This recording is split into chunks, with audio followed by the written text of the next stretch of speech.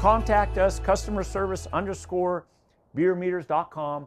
Call us 803-786-4839. Just get a hold of us, ask questions, we'll help you out and we'll assist you.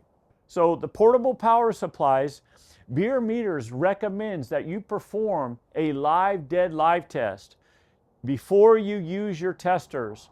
We're going to use them on a live known voltage source so that when you go to that conductor, you're going to verify if that conductor is indeed energized or de-energized. So we want to make sure that your tools are working out in the field. So we have 3 power supplies, and the applications of each 3 are a little different from one another. So make sure that your specific tool, your device that you'll be using out in the field, are matched up to the capabilities of one of these 3 power supplies. And you can purchase these separate, or you can include them in a kit. These power supplies do work on Bierer Meters devices. They also work on other manufacturers' devices. So they're a great safety device that you must add into your voltage detector. So let's go over those one at a time here. So first, what we're going to show you is we have our handheld power supply.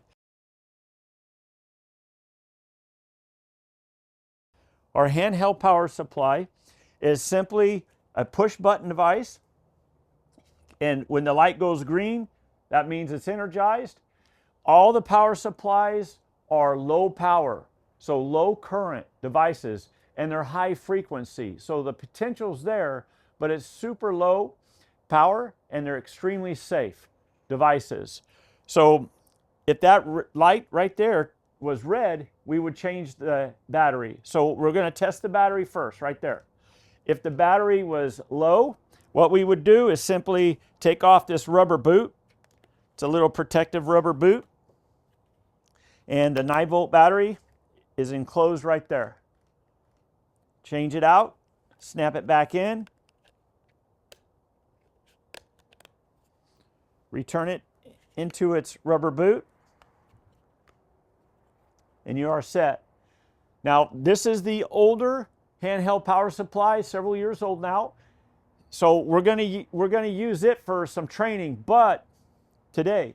But in about 2 months, we will have a new version. We're always trying to improve our tools constantly, making them better for you all. And the new version, it has a different switch. The switch is, again, it's a push button, but you can see a light, the red light. So it's a little more robust, and this will be ready, I would say, the end of the first quarter of 2026. All right, so keep that in mind. So the handheld power supply, this tool is going to be used for your single point devices, your single point voltage detectors. So this is the good one just for those. The dual phase, the 3 kV power supply, and the handheld power supply, they all have operating instructions that come with each one. Very easy to use, very easy to read. All right. If you have the kit where the power supplies are with the kit, the operating instructions of each device include how to use those power supplies and to test, but these separate operating instructions will also be included into the kits. We're going to start here with our handheld power supply, and we recommend that you use rubber gloves. I'm going to use leather just because so you guys can see the screen. Again, this is low power. The handheld power supply, it's actually safe enough. The voltage is about 800 volts, but again, it's very low current. If you touched it on your skin, you wouldn't really feel anything. You might a little bit if your skin was wet. I'm not sure. I haven't even tried it. I'm not going to. But on dry skin, you're not going to feel anything. But it's a great tool. So what we're going to do is we're going to use a single point device. We're going to perform our live test. So if you are out in the field, let's say a storm restoration, let's say you're at an outage and you don't have a live known voltage source to perform a live test, you don't have a live no voltage source. So the handheld power supply on your single point device, perfect, because you bring it with you. So what we're going to do is we're going to take our tool and we're going to put it in URD, underground residential distribution. And the reason why is because we're telling the tool we're close to the ground plane. And we are. I'm a ground plane. So we're telling the tool it's going to read a little high because my body is close by, the ground is close by, so it's going to read a little on the high side. So we're going to test the battery, 8.9 volts. You all see that? Good? Okay. So the tool's got good battery. If it was 7 volts, 7.2, 7 volts, I'd change out the battery. But the battery's healthy. We got it in URD, and we're simply going to take our power supply, and we got our green light. We already tested the battery. And we're going to make contact right there. It's reading a little high. So we know that the tool's working properly. So we always perform a live dead live. Then what we're going to do is we're going to go ahead and de-energize that conductor. So you're going to go to that conductor and make direct contact. You're going to make direct contact, which is super important. If you are working with a lot of capacitance, you've got a lot of coupling capacitance, a lot of induction flowing around you everywhere, Bierer Meters recommends that you always use direct contact tools. This is one of the biggest things that we see out in the field, that a lot of folks still are using non-contact voltage indicators. No, we're not going to do that. We're going to use direct contact. We do not want that tool to give you a false positive, a false negative. If you're on an underbuild, you're in a substation, you've got a lot of conductors close by, don't use the non-contact tools. Thankfully, folks are making the change. Right on. So we know the tool is working on a live no voltage source. Maybe that was a conductor, not a handheld power supply. I prefer a live conductor personally, and the reason why is because I can verify that the tool is in calibration or not. Okay? So it's really important to test it first on a live no voltage source. Then we go to that line, that conductor, we make contact. And as you can see, that conductor is de-energized. So there is no backfeed, there's no induction, and there's no system voltage. So what you're going to do is verify the tool is telling you the truth. So now we're going to do another live test. We have our handheld power supply. We make contact. There we go. So the tool's telling us the truth. All right? So these are the steps that we want you to remember. Here's the steps. And a lot of utilities, a lot of contractors are going to this nowadays. And what it is we're going to go live, right? We're going to test. We're going to de-energize, right? Then we're going to test. Then we're going to test the tester. Then we're going to go ahead and ground. All right?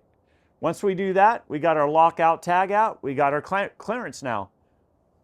Perfect. So we always want to do those steps. We're going to test, open, test the tester, ground. Every single time. All right, folks? It's awesome. It's much safer. Now, for some of you out there, I want to talk to you a little bit. This is so important. Here's a little safety message. I hear a lot of stories of apprentices, 35-year-old journeyman linemen get complacent. Apprentices, they're just trying to prove themselves to those around them, the peers around them. And a lot of apprentices, a lot of journeymen, a lot of folks tell someone, maybe the supervisor tells, yeah, it's de-energized. Well, where's the open? Can you see it? Is it around the corner? Is it around the hill? Is it behind the tree, the open? Let's say it's open. How do you know there's not a transmission line over here that you can't see? Just because a switch is open, don't be telling your team, your line team, go ahead, it's good. No. We want you to test. Is there induction on that line that needs to be bled off?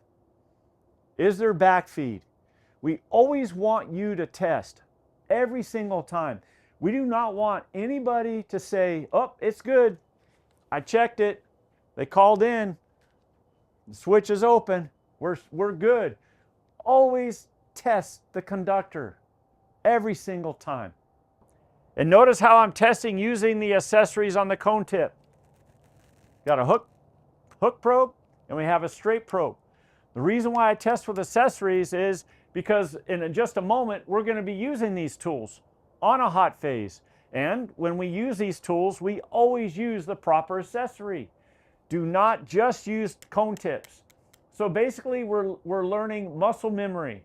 I like to call it muscle memory. You can call it brain memory, but I call it muscle memory because that's easier to understand. We always want to use the proper accessories. A lot of times when I travel doing training, I get to a utility or a contractor, and in their barn, their tools, they don't have the proper accessories. Well, just call us, order them. We also have the bushing adapter right here. If you're going on some hot bushings, some feed-throughs, things like that, get a bushing adapter. So the corded device, after you use them and you're looking at de-energization, make sure you always do that next live test every single time. Every time. It's good, again, muscle memory. It's good brain memory. All right? Always watch each other and train each other to do these things and watch out for these things, and remind each other, because a lot of times we get out there in the field and we like to go fast, we like to get her done, and the thing is that is complacency, and it's not okay. Go through all the steps. Always remind each other to go through the steps. It's fine. That's what we do. We're a line team. And I hope everybody enjoyed this presentation. Portable power supplies, great tools, and a must-have in the field. Thank you very much. Take care all.